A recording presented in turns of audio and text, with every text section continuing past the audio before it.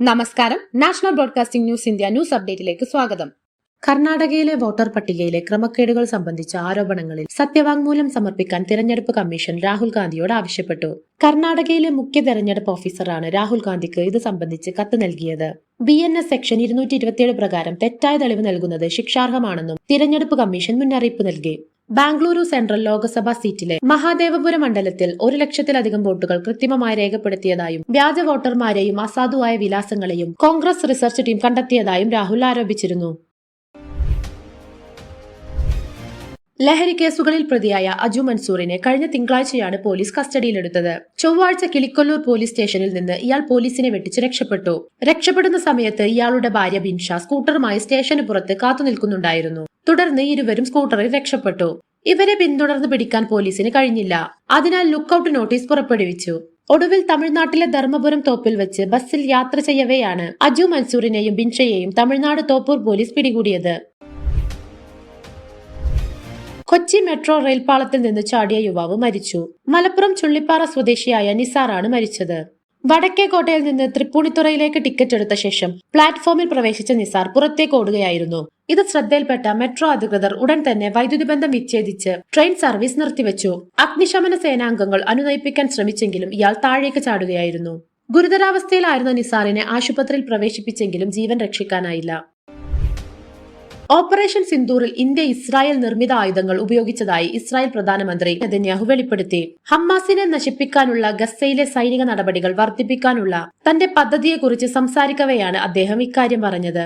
Operation സിന്ദൂറിൽ India Bargarh 8 മിസൈലുകളും ഹാർപി ഡ്രോണുകളും ഉപയോഗിച്ചതായി Netanyahu സ്ഥിരീകരിച്ചു. ഞങ്ങൾ നൽകിയ ആയുധങ്ങൾ യുദ്ധകളത്തിൽ നന്നായി പ്രവർത്തിച്ചു എന്നും അദ്ദേഹം പറഞ്ഞു. റഷ്യൻ പ്രസിഡന്റ് വ്ളാഡിമിർ പുടിൻ ഉടൻ ഇന്ത്യ സന്ദർശിക്കുമെന്ന് ദേശീയ സുരക്ഷാ ഉപദേഷ്ടാവ് അജിത് ഡോവൽ അറിയിച്ചു. റഷ്യൻ സന്ദർശനത്തിനിടെയാണ് അദ്ദേഹം ഇക്കാര്യം അറിയിച്ചത്. ഈ വർഷം അവസാനത്തോടെ സന്ദർശനം നടക്കുമെന്നാണ് പ്രതീക്ഷിക്കുന്നത്. റഷ്യയിൽ നിന്ന് എണ്ണ വാങ്ങുന്നതുമായി ബന്ധപ്പെട്ട് ഇന്ത്യയും അമേരിക്കയും തമ്മിൽ നിലനിൽക്കുന്ന വ്യാപാര സംഘർഷങ്ങൾക്കിടയിലാണ് ഈ വാർത്ത പുറത്തുവന്നത്. നിലമ്പൂർ സബ് രജിസ്ട്രാർ ഓഫീസിൽ വിജിലൻസ് നടത്തിയ മിന്നൽ പരിശോധനയിൽ ഫയൽ റൂമിൽ നിന്ന് 4,700 രൂപ കണ്ടെത്തി. ഓപ്പറേഷൻ സെക്യൂർ ലാൻഡ് എന്ന പേരിൽ സംസ്ഥാന വ്യാപകമായി 72 സബ് രജിസ്ട്രാർ ഓഫീസുകളിലാണ് വിജിലൻസ് പരിശോധന നടത്തിയത്. ആധാരമെഴുത്തുകാരും ഇടനിലക്കാരും വഴി ഉദ്യോഗസ്ഥർ കൈക്കൂലി വാങ്ങുന്നു എന്ന വിവരത്തെ തുടർന്നാണ് പരിശോധന നടത്തിയത്. ഈ പണം അനധികൃതമായി വാങ്ങിയ ഉദ്യോഗസ്ഥൻ ആരാണെന്ന് കണ്ടെത്താൻ ഇതുവരെ സാധിച്ചിട്ടില്ല. ഒരു വർഷത്തിനിടെ അനധികൃതമായി ജോലിക്ക് ഹാജരാവാത്ത 84 ഡോക്ടർമാരെ പിരിച്ചുവിട്ടതായി ആരോഗ്യവകുപ്പ് മന്ത്രി വീണ ജോർജ് അറിയിച്ചു. അനധികൃതമായി സർവീസിൽ നിന്ന് വിട്ടുനിൽക്കുന്ന 601 ഡോക്ടർമാർക്കെതിരെ ഉടൻ നടപടി സ്വീകരിക്കണമെന്നും മന്ത്രി വ്യക്തമാക്കി. ഇതിൽ 444 പേർ പ്രൊബഷൻ ഡിക്ലെയർ ചെയ്യാത്തവരും 157 പേർ പ്രൊബഷൻ ഡിക്ലെയർ ചെയ്തവരുമാണ്. ഇതിനു പുറമെ മെഡിക്കൽ വിദ്യാഭ്യാസ വകുപ്പിന് കീഴിലുള്ള 51 ഡോക്ടർമാരെയും അടുത്തിടെ പിരിച്ചുവിട്ടിരുന്നു. തൃശൂർ കളക്ടറേറ്റിൽ ജോലി വാഗ്ദാനം ചെയ്ത് ഒരു യുവതിയിൽ നിന്ന് 40,000 രൂപ തട്ടിയെടുത്ത കേസിൽ ചേലക്കര സ്വദേശിയായ 46-കാരൻ അജിത്ത് അറസ്റ്റിലായി.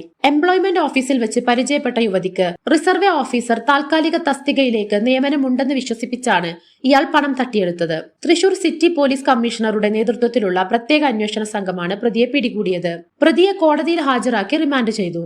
കൂടുതൽ വാർത്തകൾക്കായി നാഷണൽ ബ്രോഡ്കാസ്റ്റിംഗ് ന്യൂസ് ഇന്ത്യ.